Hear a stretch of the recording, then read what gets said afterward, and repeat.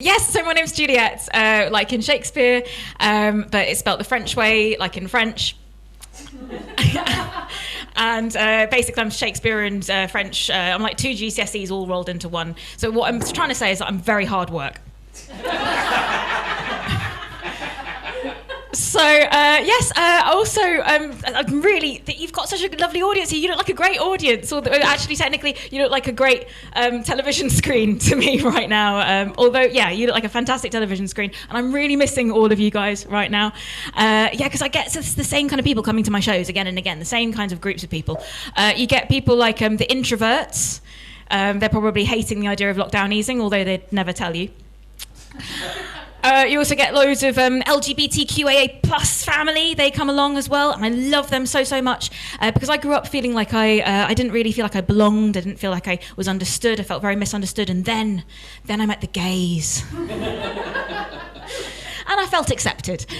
But yeah, then like all middle class people, I immediately made their struggle about me. I also get another group of people coming to my shows, which is, they're great, they're fantastic. They're usually like women of a certain vintage, women of a certain age, mature women, and they're fantastic. They usually turn up wearing loads of bright colours, like the middle-aged Powerpuff Girls. And they're usually like the biggest laughers in the room as well, usually because they turn up already completely smashed off their face. They're so drunk, but I love them being there. Some of you guys right now, you probably aren't even aware that there's a show on, are you? You're just confused about why on earth there's somebody who you think is your niece talking to you from your laptop screen.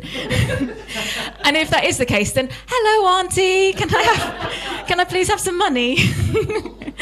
Yeah, so I have been doing a lot of virtual gigs over the last year, loads of virtual gigs, and they've been all right. I've been watching myself back doing the virtual gigs, and we've all been on a journey of self-discovery for the last year, haven't we? I have discovered that I had no idea what a posh middle-class twat I sound like. I had no idea. I've been performing for years. Why didn't any of you tell me? And then I realised that, yeah, it's probably just because you're a lot like me, aren't you?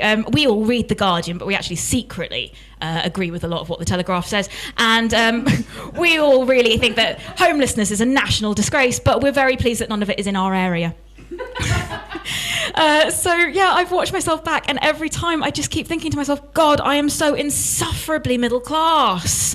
God, I sound like everything that I hate. It's like in Star Wars when Luke realises that his father is the most evil man in the entire galaxy and that the Empire paid for his education. And as you can probably tell by my accent, I do have mental health conditions. I've been diagnosed in my lifetime with 13 different mental health conditions. I've been sectioned under the Mental Health Act when I was 17. I have been in therapy for 20 years. I've been an inpatient for mental illness 5 times. I'm what psychiatrists might call a bit much. I love doing comedy, and I have been doing comedy about my mental health for a long time. And when I first started off doing comedy about my mental health history, a lot of people would come up to me and say things like, oh, you can't be ill, you don't look ill. Yeah, well, you don't look rude, but here we are.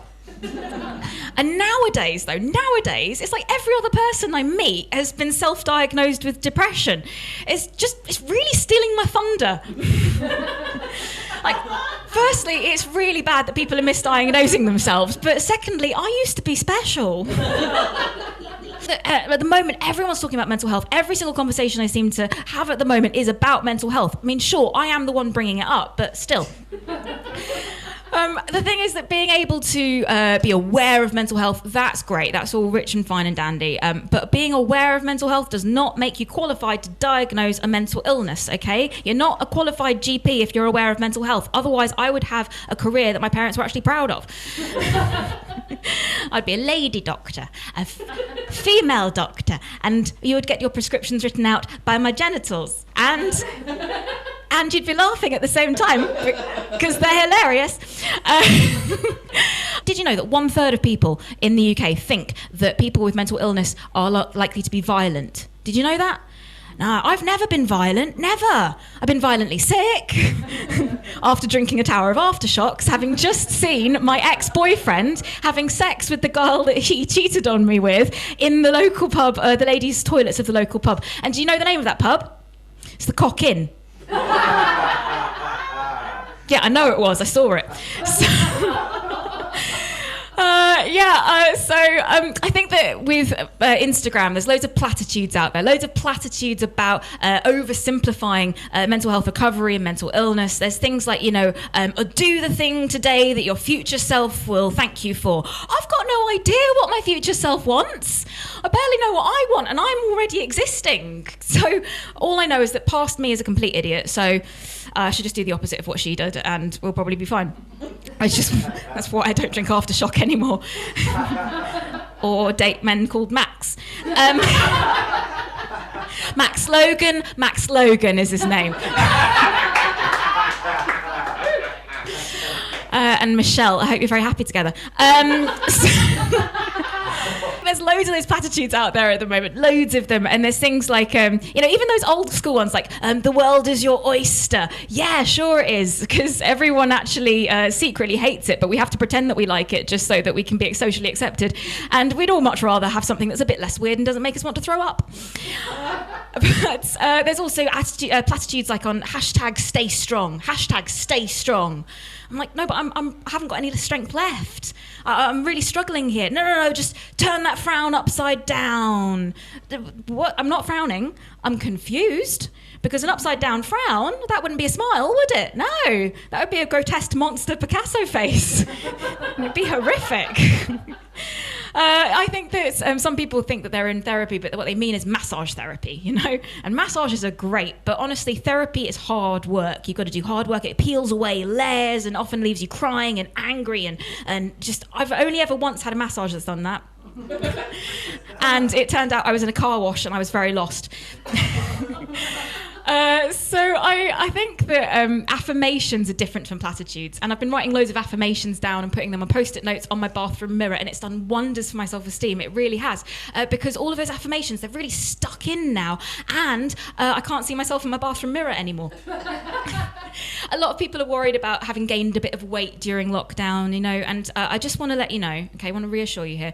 I've been, when I was a kid, right, I was very overweight. I was bullied for being fat. When I was a teenager, I was in and out of hospital with anorexia. I went from a size 4 to a size 20 in around 6 months due to binge eating disorder, and I spent most of my 20s being bulimic. Honey, a little bit of weight gain is nothing. You're fine. Don't you worry about it, okay? If you're feeling bad about it, don't you worry, okay?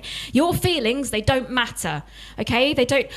No, I mean, your feelings are important. Obviously, your feelings are important, but, what I'm trying to say is that people don't care about your feelings. They care about you.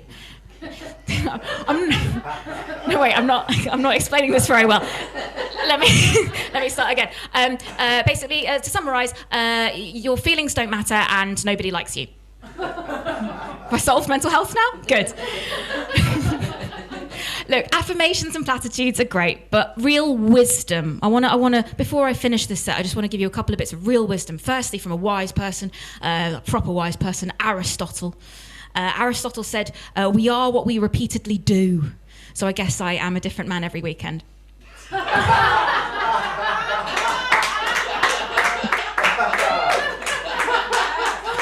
I'm very excited to get back into the dating world now that lockdown's easing. Very excited. I'm a sapiosexual, which means that I'm attracted to intelligence, which is not what I originally thought sapiosexual meant. I thought I was attracted to monkeys.